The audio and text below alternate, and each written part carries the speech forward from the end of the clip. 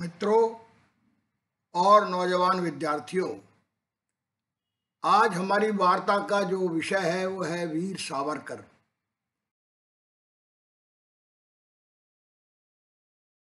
विनायक दामोदर सावरकर, जिनको प्राय लोग वीडी सावरकर के नाम से भी जानते हैं, वो क्रांतिकारी संग्राम की, जो भारत की जंग आज़ादी का क्रांतिकारी संग्राम है, उसकी एक बहुत ही विवादित और बहुत ही चर्चित शख्सियत रहे हैं।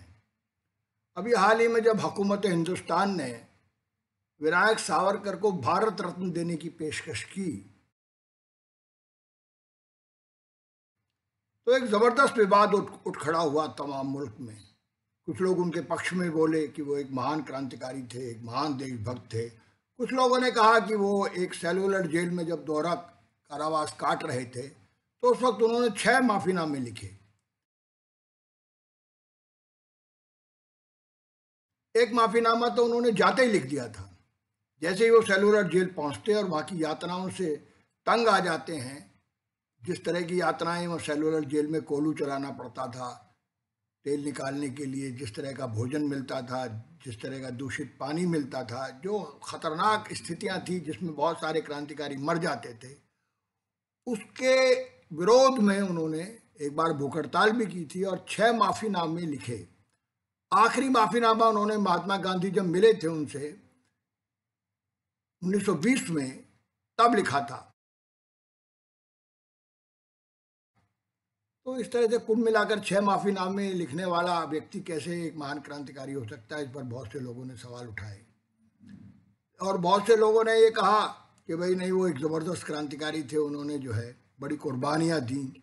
आप उनके विचार से सहमत असहमत हो सकते हैं, लेकिन एक सबसे बड़ा विवाद जो उनकी शख्सियत के साथ जुड़ा, जिसके ऊपर बहुत ऑब्जेक्शन किया गया, कि जब उनको ब्रिटिश सरकार ने बाकायदा रिहा किया 1937 में, जब इनकी जो है नज़रबंदी भी ख़त्म की गई रत्नागिरी जिले से, तो उनको 60 रुपये की पेंशन दी गई। आखिर ये 60 रुपये की पेंशन किसी अन्य क्रांतिकारी को क्यों नहीं मिली? उन्हीं को क्यों दी गई? आखिर क्या समझौता किया उन्होंने ब्रिटिश हुकूमत के साथ? ऐसा कौन सा गुप्त समझौता था कि ब्रिटिश हुकूमत उन पर इतनी मेहरबान हो गई कि उनको 60 रुपये की पेंशन देने लगी? और 60 रुपये उस ज़माने में बहुत बड़ी रकम होती थी। जिस वक्त कलेक्टर को बहुत कम तनख्वाह मिलती थी, ब्रिटिश कलेक्टर होता था, उस वक्त 60 रुपये की बहुत बड़ी तनख्वाह थी। जब जिस वक्त सिर्फ अध्यापकों को सिर्फ 10 रुपया 5 रुपया की तनख्वाह मिलती थी। तो ये विडंबना ही है कि वो कभी राष्ट्रीय स्वयंसेवक संघ के सदस्य नहीं रहे और उसके परिवार के सदस्य भी नहीं रहे, किसी दल के, किसी अन्य मोर्चे के, लेकिन उनको सबसे ज़्यादा सम्मान, सबसे ज़्यादा इज्जत संघ परिवार नहीं दी। और जब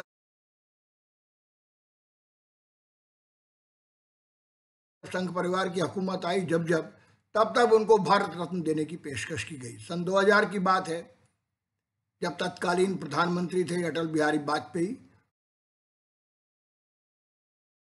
उन्होंने पेशकश की थी और बाकायदा एक रिकमेंडेशन की थी राष्ट्रपति को, जो उस समय KR नारायणन राष्ट्रपति थे, कि इनको भारत रत्न दिया जाए।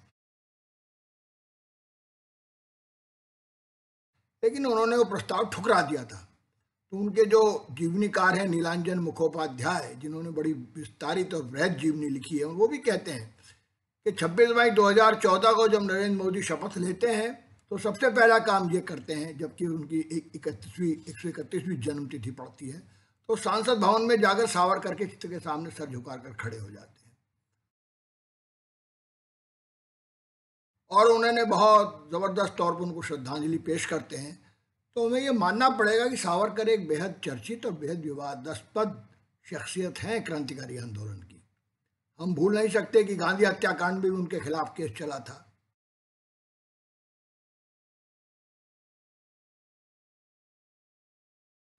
महात्मा गांधी की हत्या का इल्ज़ाम भी उन पर आयद किया गया था कि नाथूराम गॉडसे और उनके हत्यारों को कि गांधी को मारने की प्रेरणा दी। हालांकि उनके खिलाफ कोई सबूत नहीं पेश किया जा सका और संदेह का लाभ देकर उनको रिहा कर दिया गया। लेकिन उन्हीं के जीवन काल में एक और कमीशन हुकूमत हिंदुस्तान ने बनाया, कपूर कमीशन के नाम से, जिसमें उनको बाकायदा बरी नहीं किया गया, शक की सुई उन पर रही। ये बात अलग है, कोई ठोस सबूत न होने की वजह से उनको रिहा कर दिया गया। तो सार्वजनिक रूप से उनको इतना सम्मान दिया संघ के लोगों ने, और सार्वजनिक रूप से ही उनको बेहद जो है समझिए कि विवादों में डाला अन्य लोगों ने, जिसमें वामपंथी भी हैं, जिसमें कांग्रेस के लोग भी हैं। तो महाराष्ट्र के नासिक में उनका जन्म हुआ था। उनके पास एक गांव है भागूर नाम का, वहाँ पर वो दामोदर पंत सावरकर के यहाँ उनका जन्म हुआ 28 मई 1883 को। उनकी जो माँ थी राधाबाई, उनकी तो मौत बहुत बचपन में ही हो गई थी उनके, वो 3-4 वर्ष के रहे होंगे, 4-5 वर्ष के होंगे ज़्यादा से ज़्यादा।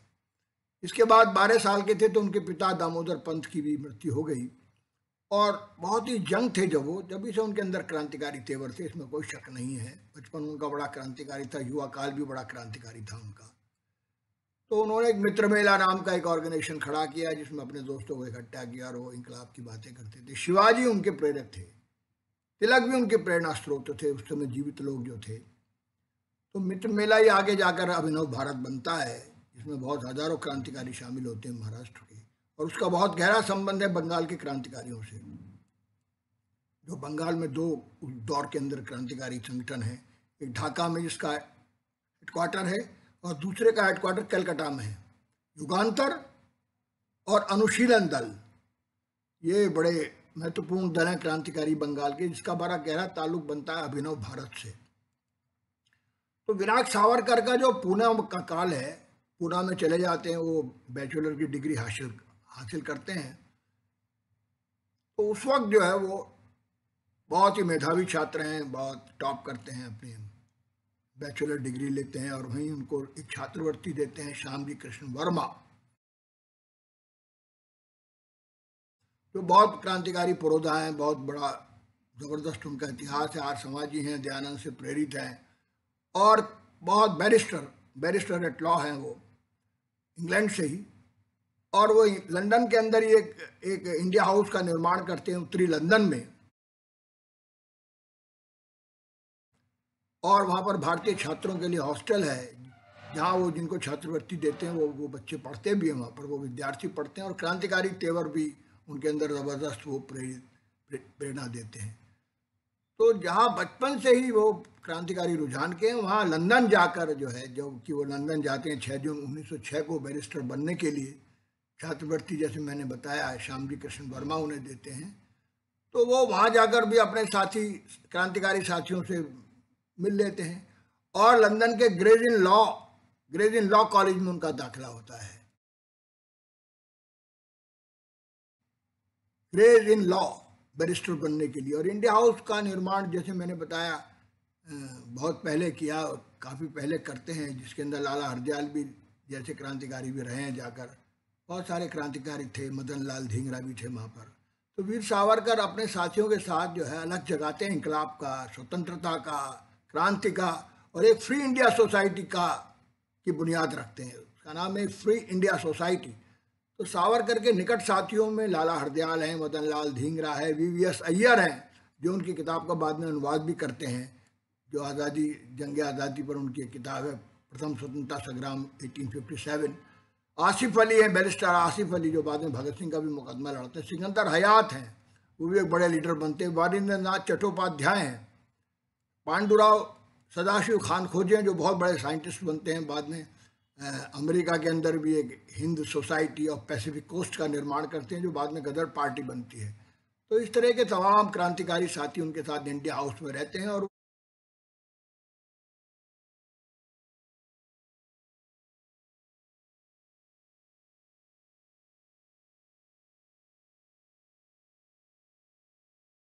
वो 1907 के अंदर सेलिब्रेट करते हैं 50वीं वर्षगांठ 1857 के इंकलाब की, जिसको प्रथम स्वतंत्रता संग्राम उन्होंने कहा है, जिसको म्यूटनी कहा अंग्रेजों ने, सिपाही रिबेल भी कहा गया है।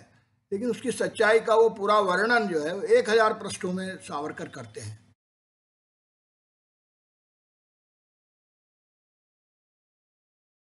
एक 1000 पृष्ठों में पूरे, बहुत विशद किताब है, बहुत शानदार किताब लिखी है। यहाँ पर सावरकर एक बुरी तरह क्रांतिकारी तेवर और क्रांतिकारी रूप में हमारे सामने हैं, और वो फिर वहाँ से भारतीय क्रांतिकारियों को भी मदद करते हैं, प्रेरित भी करते हैं, जहाँ लंदन में बैठकर प्रेरित करते हैं। तो उनका बड़ा ही उस समय शानदार व्यक्तित्व है, इसमें कोई शक नहीं है, इसमें कोई विवाद भी नहीं है उनके इस व्यक्तित्व पर। और मदन लाल धिंगरा को प्रेरित करते हैं एक कर्जन वाली नाम का एक ब्रिटिश अफसर है, जो हिंदुस्तानी युवाओं को बहुत तंग करता है, बहुत टॉर्चर भी करता है, और वो बड़ा अधिकारी है। उसको मारने की वो इन पर भी निगाह रखता है, तमाम गतिविधियों पर अरेस्ट भी करता है। वो लंबा इतिहास है, बहुत ही संक्षेप में हम ये इतिहास बता रहे हैं सावरकर का, क्योंकि इतना लंबा और विशद इतिहास है। उन्होंने स्वयं अपनी आत्मकथा में लिखा है, बहुत सारी उनकी बायोग्राफीज भी लिखी गई हैं। उन्होंने अपनी ऑटोबायोग्राफी भी लिखी है, जो हमारी सोर्स है, तो है हमारी बातचीत का जो आधार है, वो उनके अपनी ऑटोबायोग्राफी भी है। तो ये कर्जन वायली की हत्या कर देते हैं कैक्सटन हॉल के अंदर मदन लाल धिंगरा, जो इंजीनियरिंग पढ़ने के लिए गया है। अमृतसर में एक बहुत बड़े परिवार का, जो प्रो ब्रिटिश परिवार है, राय बहादुर दित्तामल धिंगरा का बेटा है, और अभी तक बाद तक भी उसका परिवार उसको नहीं करता है। उसको सजाए मौत भी मिलती है, वो अपने आत्मसमर्पण कर देता है कर्जन वायली की हत्या करने के बाद। और इस तरह से वो एक बहुत अमर क्रांतिकारी बन जाता है भारतीय इतिहास में। सावरकर भी बाद में जब पेरिस जाते हैं मैडम कामा से मिलने के लिए, मैडम कामा भी श्यामजी कृष्ण वर्मा की तरह क्रांतिकारियों की यूरोप में पुरोधा है। वो एक पारसी महिला है, बहुत ही महान चरित्र है उनका, श्यामजी कृष्ण वर्मा की तरह ही। बम्बई की वो बहुत अमीर महिला है, जो क्रांतिकारी आंदोलन को समर्पित कर देती है अपनी ज़िंदगी। और स्टुटगार्ट में जब एक सम्मेलन होता है, जर्मनी के सोशलिस्ट कॉन्फ्रेंस होती है, इंटरनेशनल सोशलिस्ट कॉन्फ्रेंस, उसमें भाग लेने के लिए लंदन से सावरकर जाते हैं। मैडम कामा उनको मना भी करती है कि तुम पर ब्रिटिश पुलिस की बहुत ज़बरदस्त निगाह है, आप यहीं रहो, हमारे साथ पेरिस में ही रहो, जहाँ नहीं आपको के जीवन को खतरा हो। लेकिन वो नहीं मानते हैं, वो अपने साथियों से मिलने के लिए लंदन जाते हैं। उनको जाते ही गिरफ्तार कर लिया जाता है 1910 में, और 2 इल्ज़ाम उन पर आयद किए जाते हैं। पहला इल्ज़ाम है कि उन्होंने ऐसी पुस्तक प्रकाशित की है जिसमें के अस्त्र शस्त्र निर्माण करने की विधि है। उन अस्त्र शस्त्रों का निर्माण करके ब्रिटिश राज को उखाड़ फेंकने की साजिश वो कर रहे हैं, पहला इल्ज़ाम। दूसरा इल्ज़ाम है नासिक के जिला मजिस्ट्रेट हैं जैक्सन, उनकी हत्या अभिनव भारत के क्रांतिकारी कर देते हैं, क्योंकि उनके बड़े भाई गणेश सावरकर को वो जैक्सन जो आजीवन कारावास की सजा सुनाता है, इस आरोप में कि उनके पास वो क्रांतिकारी साहित्य का वितरण करते हैं। और अभिनव भारत के लीडर होने के नाते उन्होंने बहुत गहरे संबंध बनाए अनुशीलन दल और युगांतर से। हालांकि ये संबंध बहुत पहले ही बन चुके हैं, लेकिन ये इल्ज़ाम गणेश सावरकर पर लगता है और उनको जैक्सन आजीवन कारावास दे देता है। इससे बहुत गुस्सा पैदा होता है, और सावरकर पर भी ये इल्ज़ाम लगता है कि उन्होंने वो पिस्तौलें भेजी हैं उन क्रांतिकारियों को जो उसकी हत्या करते हैं। 3 क्रांतिकारियों को इसमें अभिनव भारत की सजाए मौत दी जाती है, और 37 क्रांतिकारियों को विभिन्न अवधि के लिए जेलों में भेजा जाता है, कुछ को आजीवन कारावास में भी भेजा जाता है। तो ये लंबी कहानी है, बहुत ही संक्षेप में क्योंकि हम इसका वर्णन कर रहे हैं, इसलिए सब साथियों के नामों का उल्लेख नहीं कर रहे हैं यहाँ पर। खास साथियों के नामों का हम लोग उल्लेख कर रहे हैं, क्योंकि बेसिकली ये कोई राजनीतिक विवाद का वीडियो नहीं है, ये सिर्फ एकेडमिक वीडियो हम लोग बना रहे हैं अपने विद्यार्थियों के लिए, जो सिविल सेवा परीक्षा के लिए लालायित हैं और जानना चाहते हैं सावरकर के बारे में, उस युग के बारे में जो इतना क्रांतिकारी युग है, जिसके वो नायक बनकर भी उभरे हैं लाला हरदयाल की तरह एक दौर में। और दोहरा का आजीवन कारावास उनको दोनों इल्ज़ामों के तहत उन पर मुकदमा है चलता है, और वो दोहरा कारावास उनको मिलता है, double life sentence. He was the first revolutionary of India जिसको दोहरा कारावास मिला है। तो यहाँ से उनको सेलुलर जेल भेजा जाता है, जिसे हम पहले भी उल्लेख कर चुके हैं। बेहद यातनाएं उनको मिलती हैं, सभी क्रांतिकारियों को मिलती हैं। गदर पार्टी के भी बहुत सारे 400 क्रांतिकारी हैं। लाला हरदयाल वाला जो वीडियो हमने बनाया था उसमें उल्लेख किया था इस बात का कि 400 क्रांतिकारी जो हैं वो वहाँ पर भेजे जाते हैं, 400 से अधिक हैं। और बहुत सारे मामलात में, बहुत सारे षड्यंत्रों में, बंगाल में, महाराष्ट्र में, उत्तर प्रदेश के षड्यंत्रों में, अंग्रेज़ों का तख्ता उलटने के आरोप में वहाँ पर बहुत से क्रांतिकारी हैं। तो जैक्सन का कत्ल और वो पुस्तक का प्रकाशन में उनको दोहरा आजीवन कारावास मिलता है। तो इसके बाद जो है सावरकर पहला पिटीशन लिखते हैं, माफ़ीनामा, इस पर बड़ा विवाद है। उसके बाद one by one every year, almost every year he was writing a mercy petition to the British government. और 1920 में महात्मा गांधी एक और पिटिशन उनसे लिखवाते हैं। इसके बाद एक बड़ा आंदोलन भी होती, कांग्रेस भी उनका समर्थन करती है उनकी रिहाई का, और करीब करीब 1 लाख जो है वो लोग उस पत्र पर हस्ताक्षर करते हैं। इसका इनिशिएटिव कांग्रेस पार्टी लेती है। उस समय महात्मा गांधी के नेतृत्व में है कांग्रेस पार्टी। तिलक की मृत्यु हो चुकी है कि इनको रिहा किया जाए। अंततोगत्वा ब्रिटिश हुकूमत इनको रिहा करने के लिए विवश हो जाती है जनमत के सामने, और 10 वर्ष अंडमान की सेलुलर जेल में बिताने के बाद सावरकर को भेज दिया जाता है हिंदुस्तान। तो हिंदुस्तान में वो आ जाते हैं, वहाँ भी उनको जेल में रखा जाता है, और 1924 में उनको रत्नागिरी जेल के अंदर रखा जाता है। रत्नागिरी जेल के अंदर उनको रिहाई मिलती है, और उन पर ये बंदिश आयद करती है ब्रिटिश हुकूमत कि आप जो हैं वो रत्नागिरी नहीं छोड़ेंगे जब तक जो है जिला मजिस्ट्रेट की अनुमति नहीं होगी। लेकिन वो रत्नागिरी में आज़ाद हैं, उस जिले के अंदर काम करते हैं बहुत सारे, और ये भी लिख के देते हैं कि मैं किसी राजनीतिक गतिविधि में हिस्सा नहीं लूँगा। वो इस तरह का समझौता करते हैं ब्रिटिश हुकूमत से, और इस समझौते को वो रणनीति बताते हैं अपनी। उन माफ़ीनामों को भी उन्होंने अपनी आत्मकथा जो लिखी है सावरकर में, या उनके जो बायोग्राफीज लिखी गई हैं, उसमें कहा गया है कि वो एक रणनीति के तहत मुक्त होना चाहते हैं। वो चाहते हैं कि ये जेल के अंदर जिंदगी गला देने से कोई लाभ नहीं है, हमको स्वतंत्र होकर, क्योंकि शिवाजी उनका आदर्श है, वो शिवाजी की रणनीति के अनुसार ही इस तरह के खत लिखते हैं, जैसे उन्होंने औरंगजेब को लिखा था शिवाजी ने, और बाद में किस तरह से वो भाग गए थे जेल से, पता है आपको सब वो कहानी।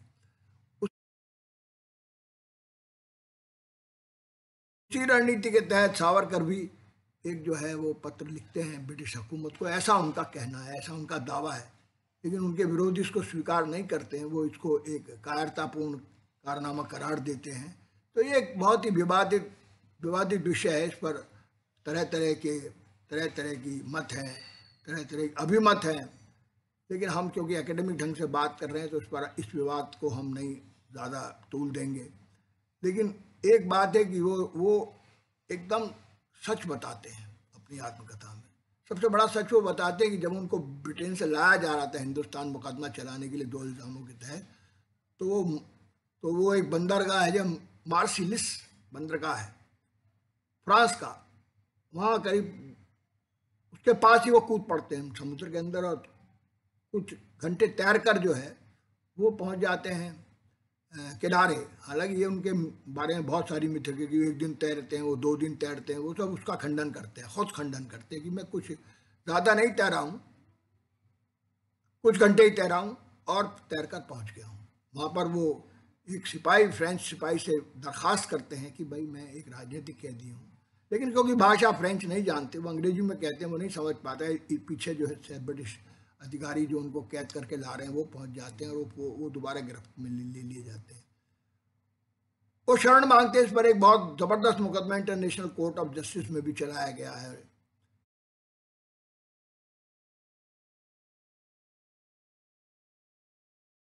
सावरकर बनाम ब्रिटिश हुकूमत, जिसकी पैरवी फ्रेंच गवर्नमेंट भी करती है, लेकिन वो मुकदमा भी उनके हक में नहीं आता, और उनको अंततोगत्वा पेश कर दिया जाता है नासिक की अदालत में। और वहाँ पर जो उनका मुकदमा चलता है, हम पहले ही बता चुके हैं कि दोहरा आजीवन कारावास उनको दे दिया जाता है मजिस्ट्रेट द्वारा, और वो अंडमान की जेल में 10 वर्ष गुजार कर फिर आते हैं हिंदुस्तान की एक जेल में, और फिर वहाँ बहुत सारे जो है वो सुधार कार्य करते हैं, हिंदुत्व की बात करते हैं, हिंदुत्व पर एक पुस्तक भी लिखते हैं। 1857 के संग्राम पर उन्होंने पुस्तक लिखी, बड़ी विशद पुस्तक है। इस तरह अपने विचारों को लेकर वो एक पुस्तक लिखते हैं, और अपने जेल में बिताए गए कार्यकाल पर भी लिखते हैं। हिंदू समाज में विभिन्न जातियों में बटा हुआ है, इस पर उनको बड़ा रोष है। वो चाहते हैं हिंदू समाज एक हो, और वो हिंदुत्व की बात करते हैं, लेकिन अपनी इस पुस्तक में वो दरकिनार कर देते हैं मुसलमानों को और ईसाइयों को। उनके विचार भी बड़े विवादास्पद हैं। वो एक हिंदू राष्ट्र की कल्पना पेश करते हैं कि भारत एक हिंदू राष्ट्र है, वो एक सेकुलर राष्ट्र नहीं बन सकता, ऐसा उनका विचार है। तो उनका जहाँ व्यक्तित्व बहुत विवादास्पद है, उनके विचार भी बड़े विवादास्पद हैं, बहुत विवादों में रहे विचार उनके। हालांकि वो छुआछूत के, ऊंच नीच के, आर्थिक विषमता के बहुत विरोधी हैं। हिंदू समाज में जो फैली हुई है उसको एक करने के लिए उन तमाम बुराइयों से लड़ना चाहते हैं, पैरोकारी करते हैं एक सम समाज की, वो विषम समाज को समाप्त कर देना चाहते हैं। तो इस तरह से 6 जनवरी 1924 को जब उनको जेल से मुक्ति मिलती है और 10 मई तक वो रत्नागिरी में उनको नज़रबंद रखा जाता है, लेकिन रत्नागिरी जिले के बाहर नहीं जा पाते। इसके बाद उनको छूटती, उसके बाद ही वो हिंदू महासभा के अध्यक्ष बनते हैं। अपने हिंदुत्ववादी विचारों के कारण और सामाजिक समरसता और समानता के लिए जो काम करते हैं उसका उल्लेख जरूर हमको करना चाहिए उनकी ज़िंदगी में। मैंने बताया जाति प्रथा, अस्पृश्यता, छुआछूत के विरुद्ध एक ज़बरदस्त अभियान चलाते हैं और एक सच्चे भारतीय को, सच्चे हिंदुस्तानी को भी नहीं बल्कि सच्चे हिंदू को, क्योंकि वो इस तरह की भारतीयता को नहीं मानते जिसमें अन्य धर्मों के लोग हैं, ये भी हमें ध्यान देना चाहिए। वो 7 बेड़ियों की बात करते हैं, वेद सम्मत विचार रखते हैं। तो ये बहुत उनका जटिल व्यक्तित्व है, उनका बड़े जटिल विचार हैं जो सब लोग स्वीकार नहीं करते। लेकिन जो हिंदू राष्ट्र की बात करने वाला आरएसएस है वो बहुत उनसे सम्मोहित है और बहुत उनकी पैरवी करता है। भले वो आरएसएस के साथ कभी नहीं रहे, वो हिंदू महासभाई थे, हिंदू महासभा संगठन के वो अध्यक्ष भी रहे। 1916 में हिंदू महासभा का निर्माण हुआ था। इसमें श्यामा प्रसाद मुखर्जी बड़े लीडर थे जिन्होंने बाद में आरएसएस के साथ मिलकर भारतीय जनसंघ का निर्माण किया।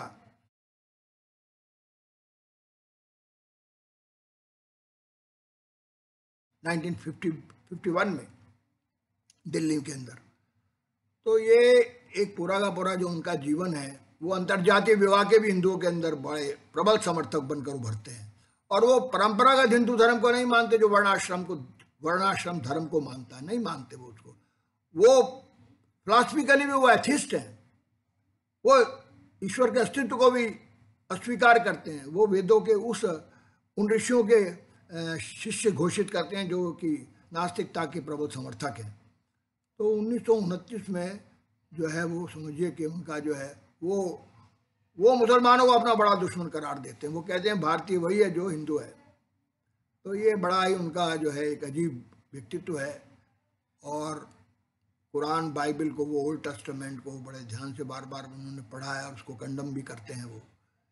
तो ये जो है काला पानी की सज़ा के दौरान वो कहते हैं, मैंने बहुत किताबें पढ़ी हैं, पूरी एक जो है लंबी सूची है उनके पास। वो बहुत बड़ी अंडमान के अंदर एक बहुत बड़ा लाइब्रेरी भी बनाते हैं। बहुत से क्रांतिकारी उनके शिष्य भी हैं जो उनके साथ हिंदू महासभा में शामिल नहीं होते रिहा होने के बाद। वो वामपंथी आंदोलन में चले जाते हैं। ज़्यादातर गदर पार्टी के लोग हैं, चाहे वो भगत सिंह की पार्टी के लोग हैं, चाहे वो हिंदुस्तान रिपब्लिकन आर्मी के लोग हैं जो बिस्मिल के साथी हैं। वो सब सोशलिज्म को अपना आदर्श मानते हैं, हिंदू राष्ट्र को नहीं मानते। तो इस बात से अंदाज़ा लगाया जा सकता है कि जो क्रूरता है काला पानी की शायद उन्हें तोड़ देती है, इसीलिए शायद वो माफ़ीनामे लिखते हैं।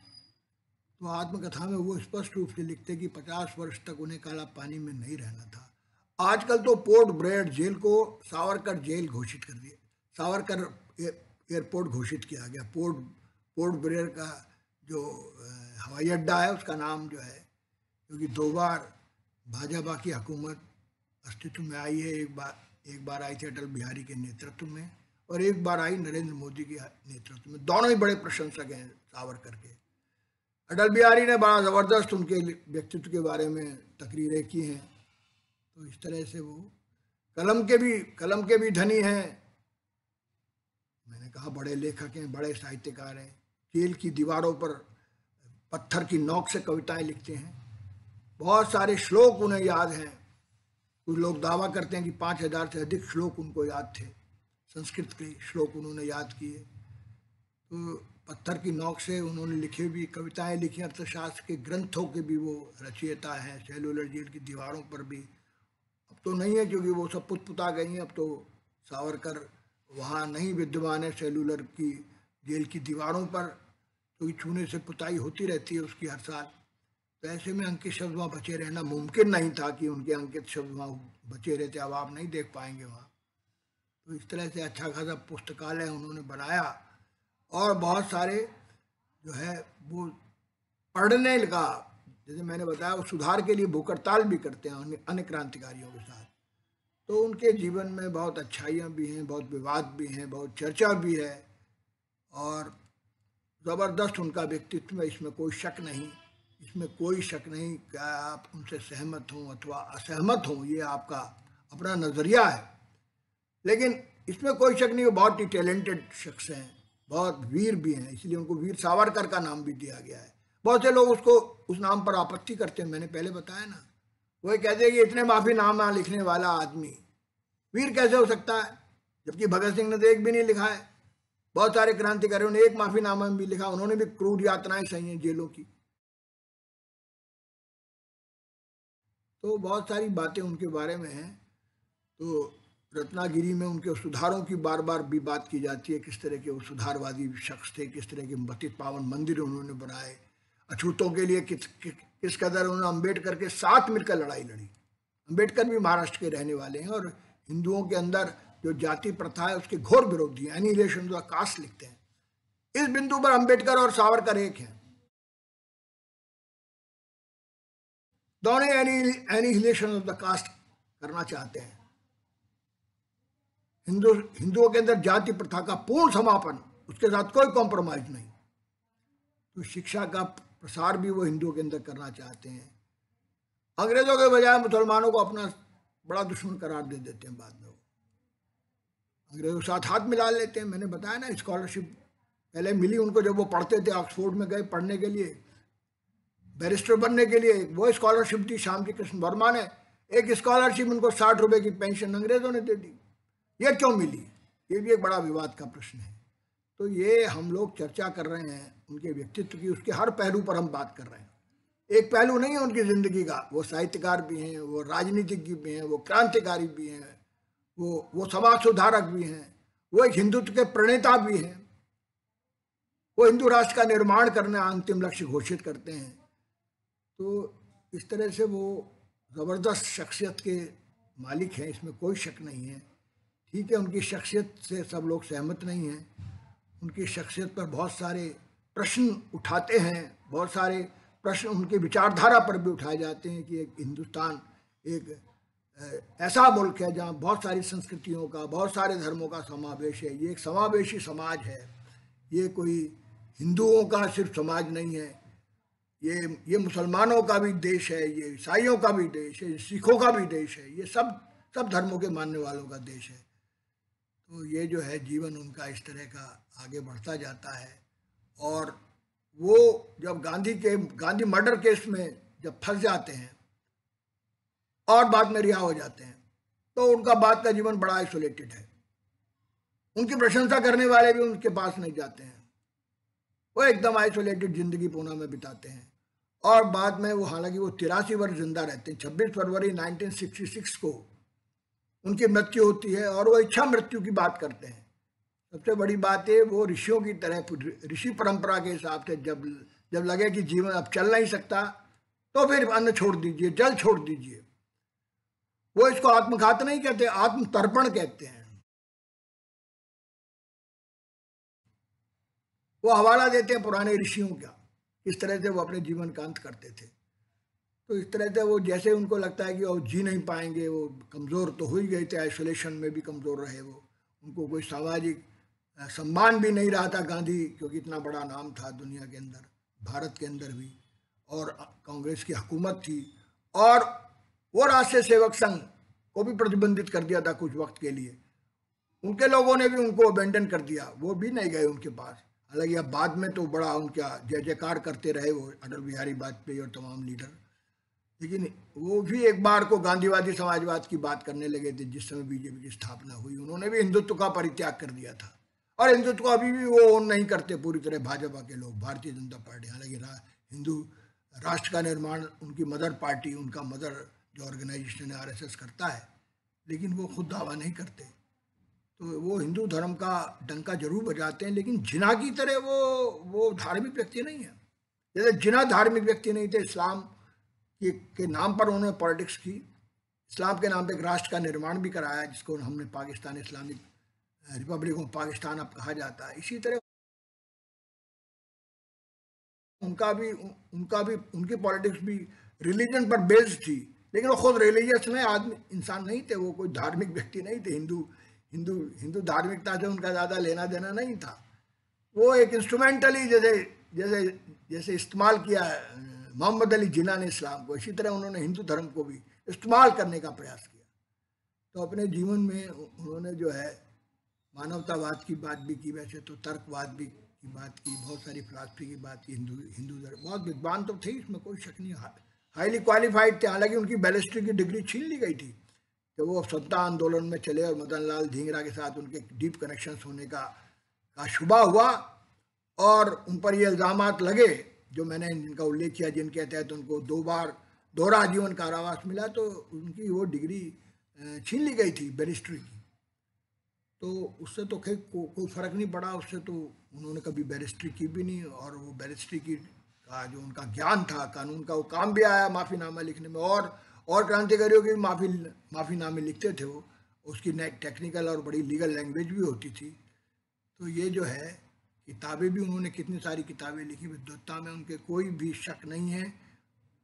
और तमाम विवादों के बाद भी वो एक ज़बरदस्त शख्सियत हैं। और हुकूमत हिंदुस्तान कोई भी रही हो, देखिए सेंट्रल हॉल में उनका जो फोटो लगा वो कांग्रेस के काल में लगा, इंदिरा गांधी काल में लगा। हालांकि भारत रत्न देने की पेशकश तो भाजपा ने की, भारतीय जनता पार्टी ने। कांग्रेस के प्रेसिडेंट ने तो उसको, जो इलेक्टेड कांग्रेस के काल में इलेक्ट हुए थे के आर नारायणन, उन्होंने उसको अस्वीकार कर दिया था। तो 1 फरवरी 1966 को उन्होंने घोषणा की थी आज से वो उपवास रख लेंगे, और 26 दिन तक उन्होंने कोई अन्न और जल तो ग्रहण किया, लेकिन अन्न ग्रहण करना छोड़ दिया था। और 26 फरवरी को, 1 फरवरी से 26 फरवरी तक उन्होंने, समझिए कि आत्मतर्पण किया, और 26 फरवरी को उनकी मृत्यु हो गई। वो दुनिया को अलविदा कह गए।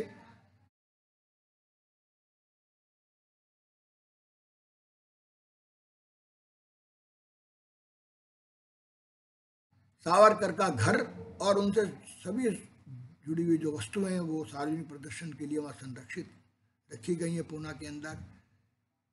जय हिंद, जय भारत। इस छोटे से वीडियो में अपने अपने विद्यार्थियों के लिए बहुत ही संक्षेप में हमने सावरकर के व्यक्तित्व की, सावरकर के विचारों की विवेचना करने का प्रयास किया है। उनके दोनों पक्ष उनके जीवन के रखे हैं, उनके विवादित पक्ष भी रखे हैं, और उनकी ज़िंदगी की भी एक झलक हमने दिखलाने का प्रयास किया है। उम्मीद है हमारे विद्यार्थी से लाभान्वित होंगे, और सावर के बारे में अन्य और बातें भी जानने का प्रयास करेंगे। इसी उम्मीद के साथ जय हिंद, जय भारत, जिंदाबाद।